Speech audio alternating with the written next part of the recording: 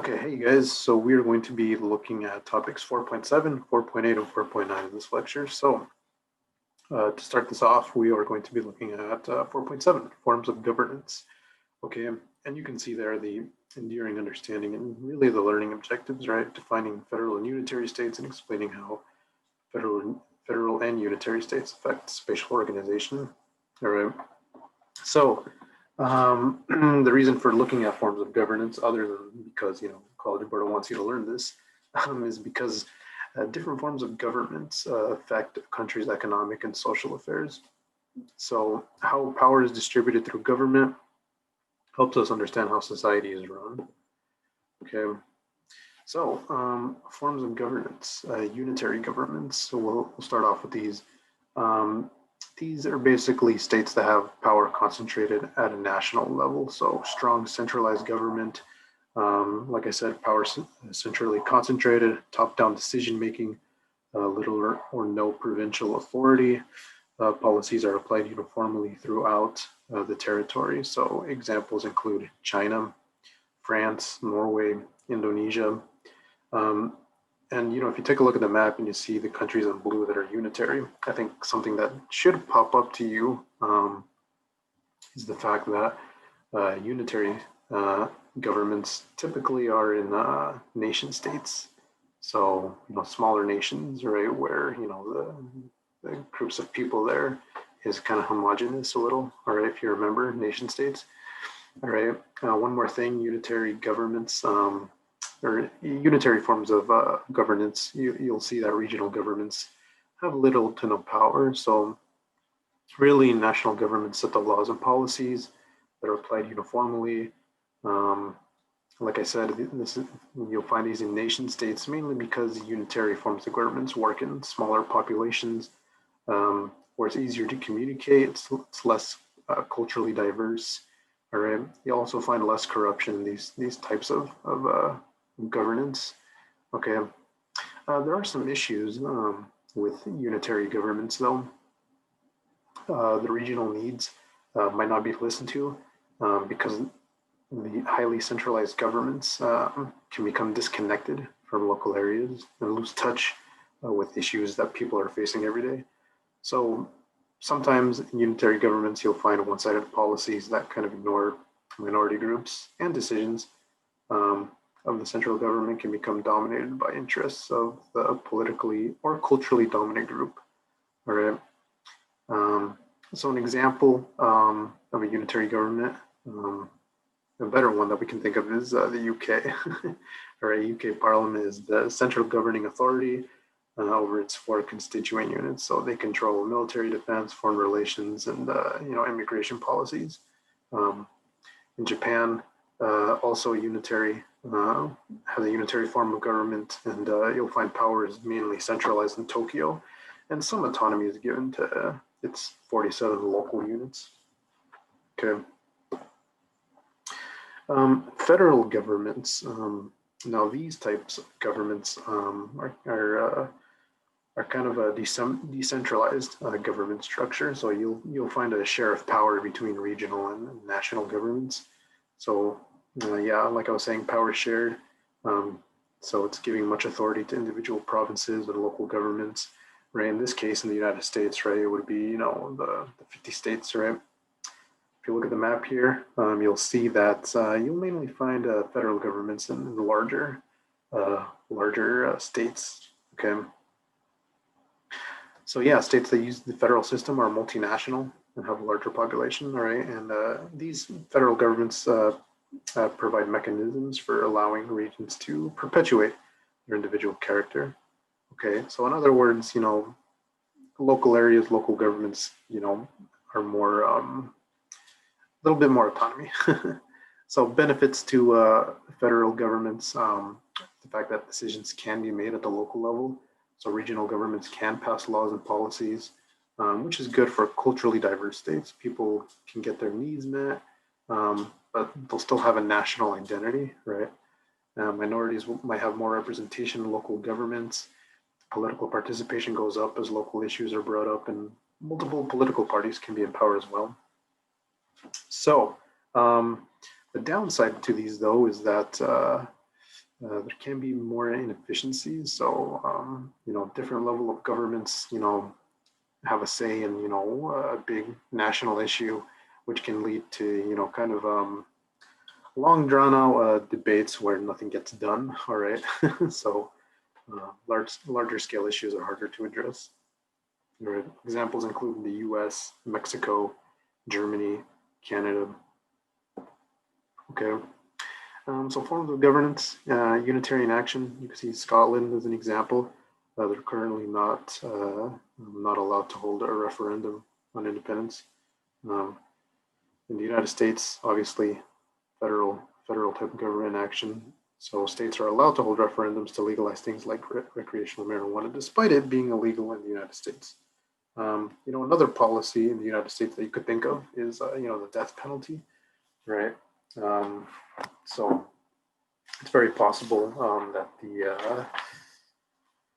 federal government, national, Congress, DC, whatnot, might make it might ban the death penalty, but then in other states it might be allowed because of the way federalism works.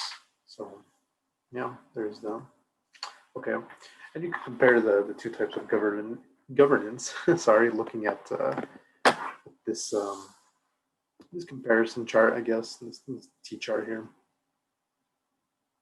So you can pause it and take a look at it if you'd like. All right.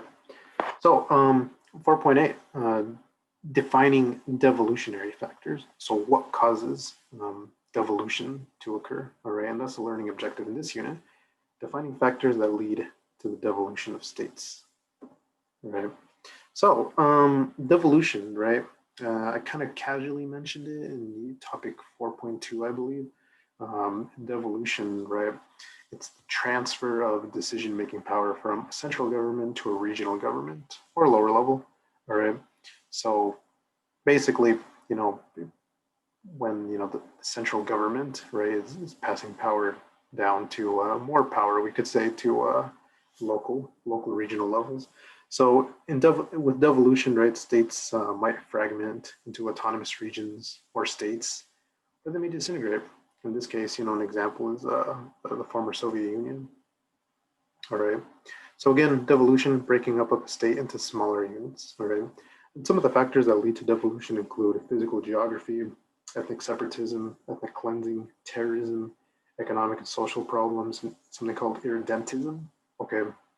So, a lot of these factors might happen at one time, but, if you've got multiple occurring at once, right, the state might likely experience devolution. So physical geography as a factor of devolution, right? It's very possible, with physical features like deserts, mountain, large bodies of waters, that could cause isolation within the state. So, if people are feeling isolated, right, they'll feel left out, right? And because of that, they'll, develop their own more unique cultures, we could say, okay? And that might lead to more regional governments that are wanting autonomy. So an example, the Kashmir region of northern India and northern Pakistan, right? And they're isolated due to living in the Himalayas. Another factor here, ethnic separatism, right? So, falling in line with cultural diversity, all right? So this is basically when one ethnic group wants stronger political power, especially if there's a history of self-rule, okay? And, this is going to happen in states that are culturally diverse. In this case, Spain, right, with Basque Country and Catalonia, right? So with ethnic separatism, ethnic minorities cluster in specific regions of the state. Independence movements might start, and when this happens, the central government might grant more authority to these regions to maintain national unity. So examples there for you that we've kind of looked at already: Catalans in Spain, the Kurds, the Inuit people in Nunavut, Canada. I think I said that right. But that's all the way up north in Canada, if you're wondering. Okay. another factor here we've got is ethnic cleansing.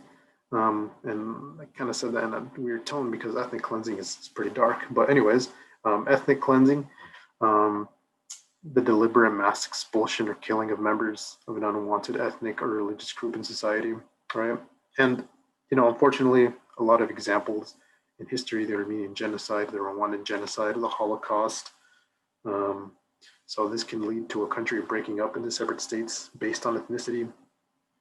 And ethnic cleansing is an example of when an ethnic group is denied devolutionary powers.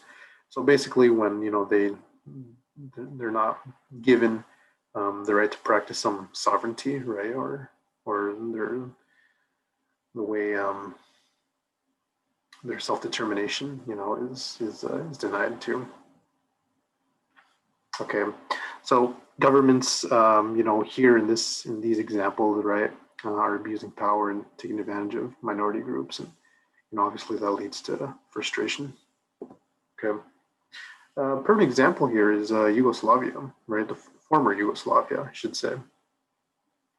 So in the 90s, the whole Bosnian conflict, when Serbian forces were killing Bosnian Muslims, right, is an example of ethnic cleansing as well. And so yeah. Okay, another example here is terrorism. So when organized violence is aimed at governments or at government and civilian targets, which the purpose is to create fear to further political goals. So with terrorism, it goes without saying, citizens get upset and demand change, right, justice. And if the government can't address it, then people are going to start demanding change, which could lead to devolution, right? So terrorism is sometimes used by ethnic separatists in the hopes of gaining devolution. In this case, the Basque separatist group is Kairita. I'm not going to pronounce that, but you could read it there. ETA. They disbanded in 2018, but they're an example of a terrorist group, right? Maybe in a country we wouldn't expect, right? This map here, you can see the Global Terrorism Index. All right, it's from 2016, so some things might be a little bit different, but still. Okay, so you can take a look, and as you'll notice, right, I think you'll find the darker shades of color, right, in the more developing parts of the world. All right. Economic and social problems are here as well. Another factor, devolution. So arguments, this could happen, right, on arguments over control of resources. So we got some examples there for you, right? It might happen because of geographic divisions between linguistic, religious, or historical regions. So in this case, Belgium. So yeah, other examples include Scotland wanting to break away from the UK, right, because of Brexit. Or Catalonia, right? If you remember watching that video, Catalonia, a couple of weeks ago, their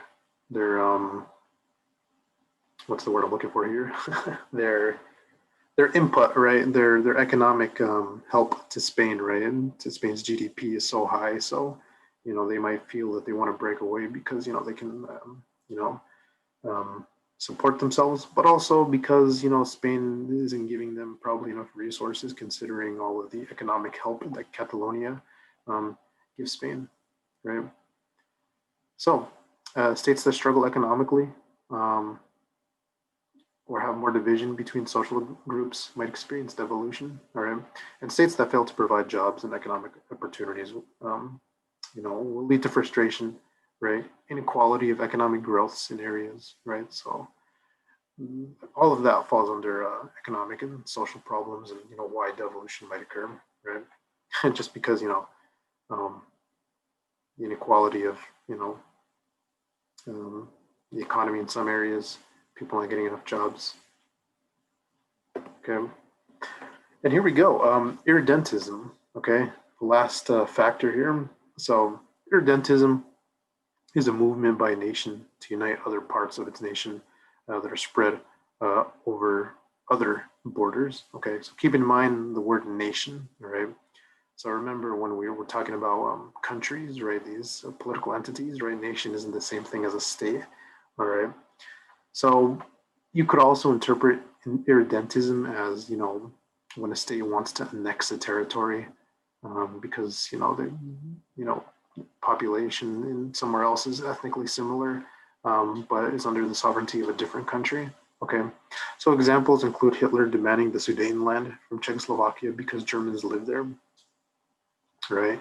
The Russian annexation of Crimea in 2014, right? So you can take a look at that map there and see, where Crimea is first and foremost. But the whole argument that there were Russians in Crimea, so that is Russians, right? Or with China, right? The desire to regain control of territories lost during periods of political weakness. So in this case, Taiwan, right? China, remember sees Taiwan as kind of a rogue, a breakaway region of China. So people that are Chinese, so the Chinese that belong to China, okay? And these links here just kind of lead you to videos explaining more on the first two examples, okay? So yeah, topic 4.9, you guys, challenges to sovereignty, all right? So the learning objective here is just to explain how political, economic, cultural, and technological changes challenge state sovereignty, okay? So devolution challenges state sovereignty, right? Goes without saying, right? Devolution occurs when states grant autonomous regions, more control over their affairs, right?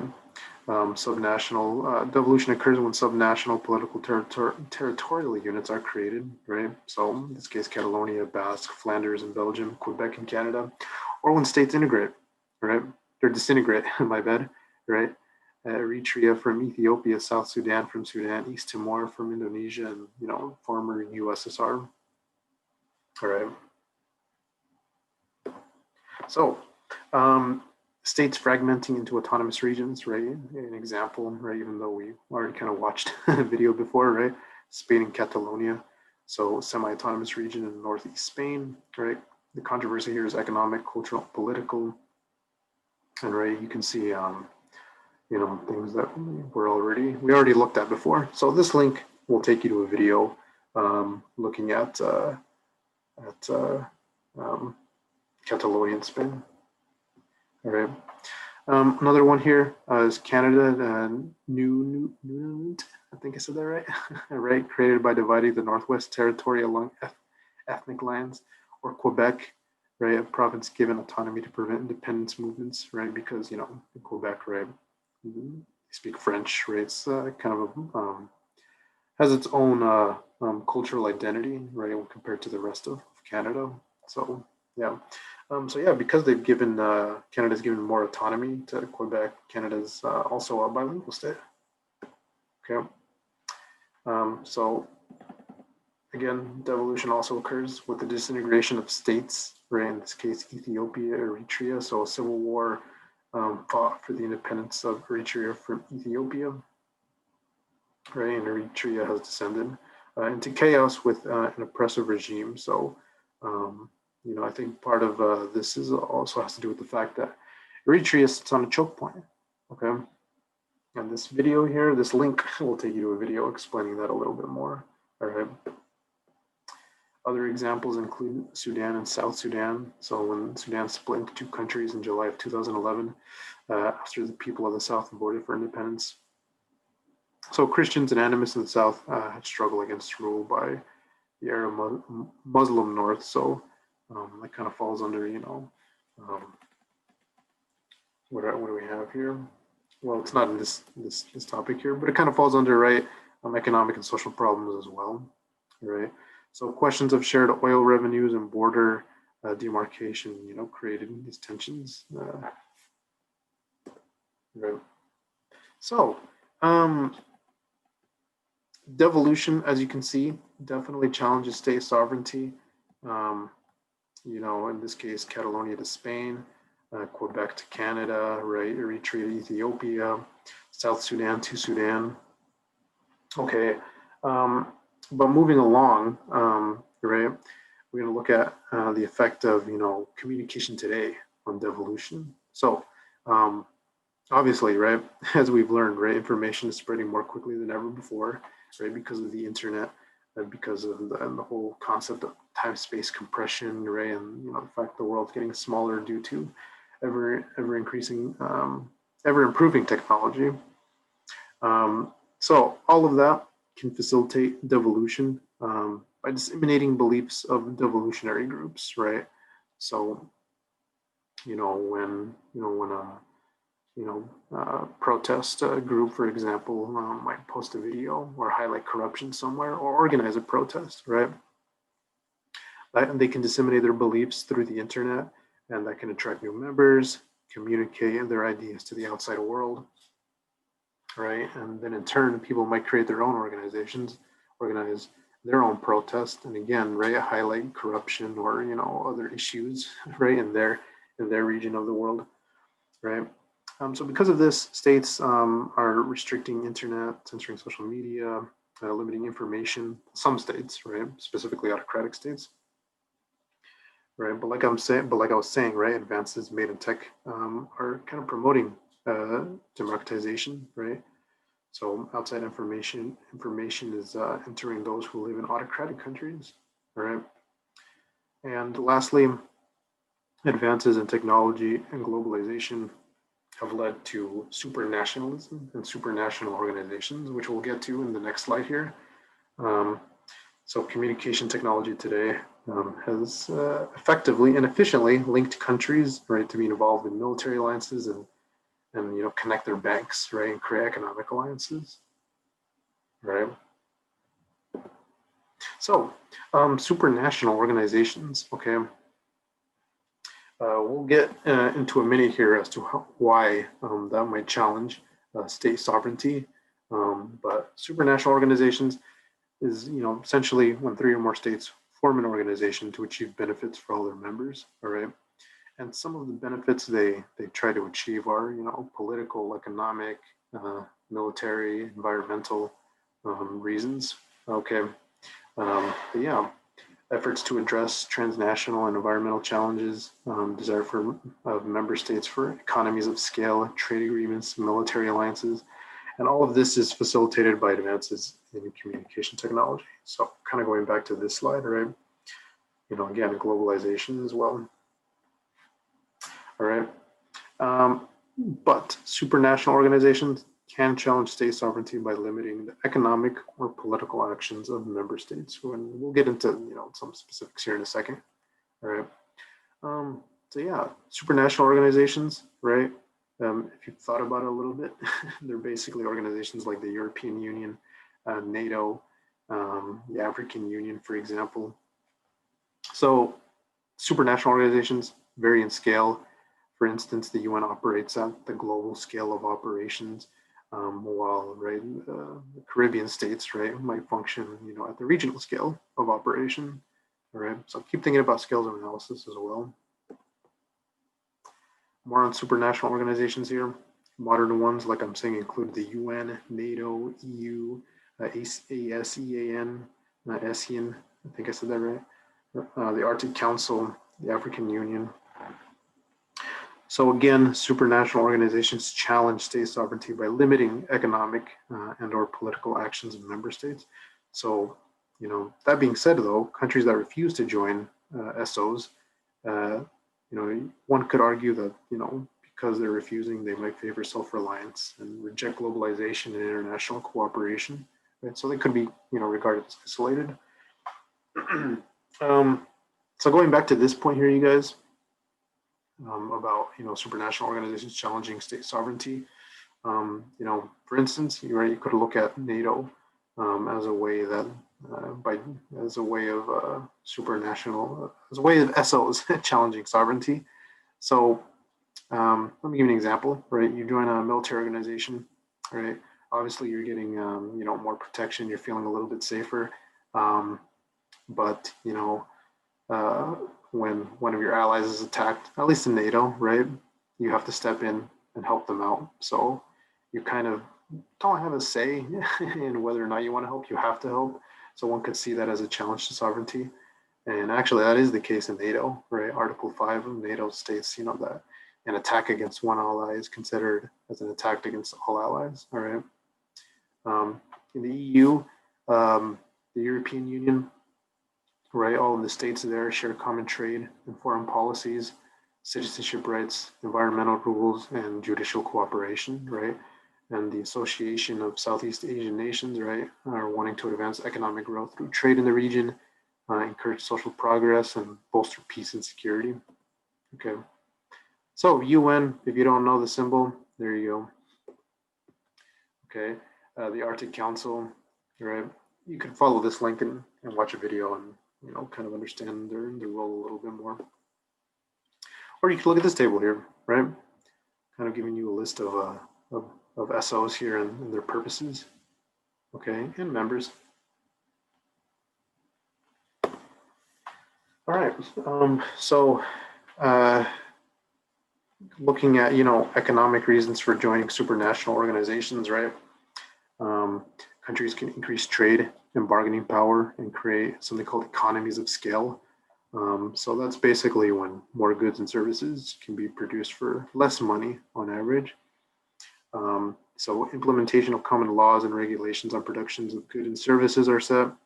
Right. At the same time, though, there's, like I'm saying, here's the challenge of sovereignty, right? Loss of control over some practices, for example, right? Some states might want tariffs, right? But if you're in a supranational organization, right, they might state that you have to remove tariffs.